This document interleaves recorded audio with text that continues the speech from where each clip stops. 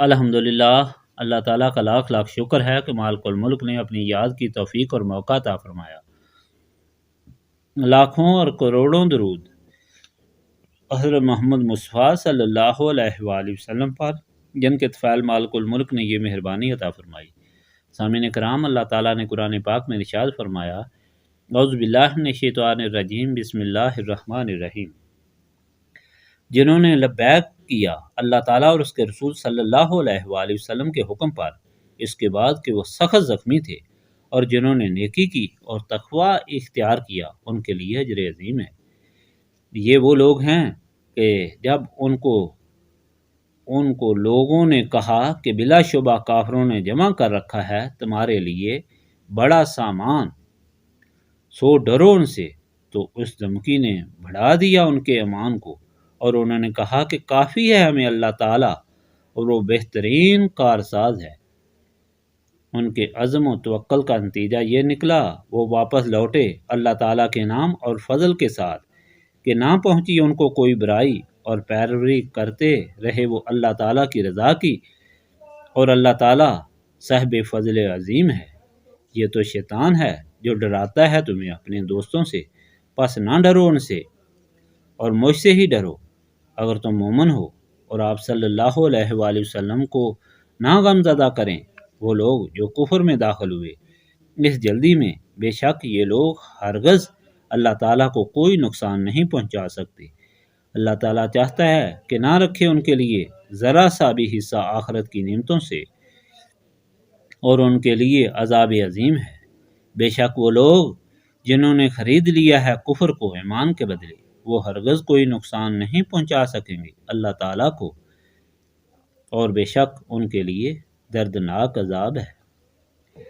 پچھلی مرتبہ آپ نے اللہ تعالیٰ کا فرمان سنا تھا کہ احد کے مقام پر جب مسلمانوں کو شکست ہوئی تو لوگ کہہ اٹھے کہ ہم اللہ تعالیٰ کے ماننے والے ہیں، تو پھر ہم کو کیوں نقصان پہنچا؟ تو اللہ تعالیٰ نے جواب دیا، یہ اللہ تعالیٰ کی طرف سے نہیں بلکہ ان کی غلطی کی وجہ سے ان کو تکلیف پہنچی اور شکست ہوئی۔ انہوں نے اللہ تعالیٰ کے رسول کی نافرمانی کی جس کی ان کو سزا ملی، اور اس میں بھی اللہ تعالیٰ کی بڑی حکمت ہے کہ اللہ تعالیٰ مومنین اور منافقین کو ظاہر کرنا چاہتا تھا۔ اس کا بہترین طریقہ تکلیف ہی تھا۔ مومنین نے خوشی سے ہر قسم کی قربانی اللہ تعالیٰ کے راستے میں پیش کی، اور منافقین اپنی جانیں بچانے کی فکر میں رہے اور جنگ میں شامل ہونے سے ٹالتے رہے، بلکہ یہ اپنے بھائیوں کے متعلق کہتے رہے کہ اگر وہ میدان کارزار میں نہ جاتے تو نہ مارے جاتے۔ اللہ تعالیٰ نے فرمایا وہ ان کے دلوں کے حالات کو جانتا ہے، اور یہ بھی جانتا ہے کہ یہ جھوٹے ہیں۔ تو جس طرح جب انہوں نے اس کو اپنی کامیابی سمجھا کہ چھپ کر اپنی جان بچائیں، تو اللہ تعالیٰ کے غضب کے مستحق ہو گئے، اور ساتھ ہی اللہ تعالیٰ نے ان کے اس خیال کو رد فرمایا۔ تو انہوں نے اپنے ان بھائیوں کے بارے میں خیال کیا تھا کہ اگر وہ میدان کارزار میں نہ جاتے تو نہ مارے جاتے۔ اس نے فرمایا کہ یہ بدبخت نہیں جانتے کہ جو مارے گئے وہ ہمیشہ کے لیے زندہ ہو گئے، اور ان کا اللہ تعالیٰ کے ہاں بہت بڑا درجہ ہو گیا۔ وہ ان نعمتوں پر بہت خوش ہیں، اور اس بات پر بھی بہت خوش ہیں کہ ان کے بعد ان کے لواحقین بھی جنت میں جائیں گے، کیونکہ ان میں سے ہر ایک شہید کو 70 آدمیوں کی شفاعت کا حق مل جاتا ہے۔ اور فرمایا کہ اللہ تعالیٰ کے ان بندوں کو جنہوں نے اللہ تعالیٰ کے راستے میں قربانیاں دیں، اللہ تعالیٰ ان کی قربانیوں کو ضائع نہیں ہونے دیتا۔ یہ تو مومنین اور منافقین کے دلوں کا حال اور اللہ تعالیٰ کے فضل کا حال بیان کیا گیا ہے، لیکن اسی واقعہ کو اور زیادہ وضاحت سے سمجھانے کے لیے اس تاریخ کو اور وضاحت سے بیان کیا جا رہا ہے۔ اس فرمان میں بیان کیا، ابو سفیان جب اپنے لشکر کو لے کر لوٹا تو اعلان کر دیا کہ ہم اگلے سال پھر بدر میں آپ سے ملیں گے۔ حضور پاک صلی اللہ علیہ وآلہ وسلم نے حضرت عمر کی زبان سے جواب دلوایا کہ ٹھیک ہے، بڑی خوشی سے تم آئندہ سال آؤ۔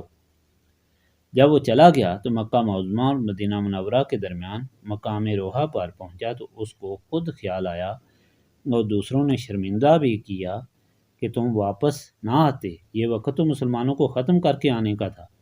اور بچے ہوئے لوگوں کو ایک قیدی بنانے کا وقت تھا، اب واپس جانا چاہیے۔ تھوڑی ہی دور چلا تھا تو اس کو معبد خزائی ملا جو ابھی مسلمان نہیں ہوا تھا۔ اس نے ان سے کہا کہ مسلمان تم سے بدلہ لینے کے لیے بڑے جوش و خروش سے تمہارے تعاقب میں آ رہے ہیں۔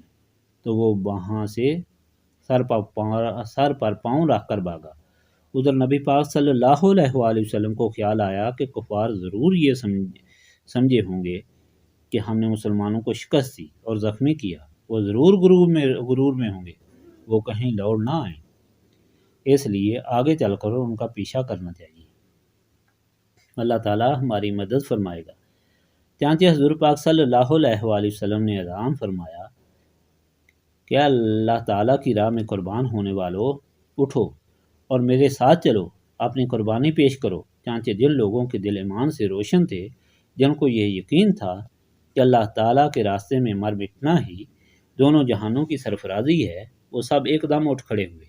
حالانکہ وہ زخموں سے چور تھے، ان کی حالت یہ تھی کہ ایک دوسرے کو اٹھا کر لے جا رہے تھے، بڑی مشکل سے چل رہے تھے، لیکن دل ایمان کی قوت سے بھرپور تھے۔ مسلمان مقام حمراء الاسد تک پہنچ گئے، وہاں ٹھہرے تو پتہ چلا کہ کفار بھاگ گئے ہیں۔ اسی سنا میں مسلمانوں کو ابو سفیان کا آدمی بھی ملا جس کا نام نعیم تھا، جو مکہ آ رہا تھا، اور جس کو ابو سفیان نے کہا تھا کہ تم مسلمانوں کو روکو، ڈرا کر کے کفار زبردست لشکر لے کر تم پر چڑھائی کے لیے آ رہے ہیں، کیونکہ اس وقت ہم قحط کی حالت میں ہیں اور حملہ کرنے کی طاقت نہیں رکھتے۔ اگر تم مسلمانوں کو روک دو گے تو تمہیں انعام میں 10 اونٹ دوں گا۔ چانچہ یہ شخص مسلمانوں کو اس وقت ملا جب مسلمان ابو سفیان کے اعلان کے مطابق اس کے ساتھ مقابلے کے لیے چل پڑے تھے۔ یہ واقعہ 1 سال بعد کا ہے کہ جب اس شخص نے مسلمانوں کا لشکر دیکھا تو اس نے مسلمانوں کو کہا کہ تمہاری تو کوئی حالت ہی نہیں، تم بہت کمزور ہو، کفار کے مقابلے میں وہ تو بہت بڑا لشکر لے کر حملہ آور ہو رہے ہیں، اس لیے اپنی جان بچاؤ، ڈر کر چھپ جاؤ۔ تو مسلمانوں نے جب اس سے یہ سنا تو جوش ایمان سے نعرہ مارا کہ ہمارا کارساز اللہ تعالیٰ ہے جو ہمارے لیے کافی ہے، ہمارا مقابلہ کون کر سکتا ہے۔ چانچہ مسلمان آگے بڑھتے چلے گئے اور کفار تو بھاگ گئے تھے۔ آخر اور حمر الاسد میں ڈیرا لگایا اور خرید و فروخت کر کے واپس ہوئے۔ بہت سا مال ہاتھ آیا اور اللہ تعالیٰ کے فضل سے بہت نفع ہوا اور کوئی نقصان نہ ہوا۔ اللہ تعالیٰ نے ہدایت فرمائی کہ شیطان تمہیں ڈرانے کی کوشش کرتا ہے، خبردار اس سے مت ڈرو، اپنا ایمان پختہ رکھو، ہر چیز اللہ تعالیٰ کے حکم سے ہوتی ہے۔ یہ کفار ذلیل ہوئے اور آخرت میں دردناک عذاب کا شکار ہوں گے اور فتح تمہاری ہوگی۔ یاد رکھو کہ یہ عزت تم کو اطاعت رسول صلی اللہ علیہ وآلہ وسلم کی وجہ سے ملے گی۔ میدان بدر میں بھی تم دیکھ لو اور اب اس غزوہ میں بھی تم دیکھ لو کہ جہاں تم اطاعت رسول صلی اللہ علیہ وآلہ وسلم میں ہو تو فتح تمہارے قدم چومتی ہے، جہاں تم سے اطاعت رسول صلی اللہ علیہ وآلہ وسلم میں کوتاہی ہوئی، لغزش ہوئی، تو فتح شکست میں بدل گئی۔ اس لیے اے مومنین، تمہاری فتح اور تمہاری فلاح اور کامیابی اللہ تعالیٰ نے اپنے محبوب صلی اللہ علیہ وآلہ وسلم کے قدموں میں رکھ دی ہے۔ جو اللہ تعالیٰ پر بھروسہ کرے گا اور اطاعت رسول صلی اللہ علیہ وآلہ وسلم کرے گا وہ کامیاب ہوگا اور ہر چیز نسبت رسولی صلی اللہ علیہ وآلہ وسلم سے ہی ملے گی۔ سامعین کرام، اس فرمان میں اللہ تعالیٰ نے صاف بیان فرما دیا کہ اللہ تعالیٰ کے محبوب صلی اللہ علیہ وآلہ وسلم کا حکم اللہ تعالیٰ کا حکم ہے، اللہ تعالیٰ کے محبوب صلی اللہ علیہ وآلہ وسلم کی محبت اللہ تعالیٰ کی محبت ہے۔ یہی وجہ ہے کہ یہاں نسبت رسولی صلی اللہ علیہ وآلہ وسلم کی تاکید کی جاتی ہے، سینے اللہ تعالیٰ کی یاد سے صاف ہوتے ہیں، اور یہی اس محفل کا مدعا ہے۔ استغفر اللہ العظیم الذی لا الہ الا هو الحی القیوم واتوب الیہ۔ استغفر اللہ العظیم الذی لا الہ الا هو الحی القیوم واتوب الیہ۔ استغفر اللہ العظیم الذی لا الہ الا هو الحی القیوم واتوب الیہ۔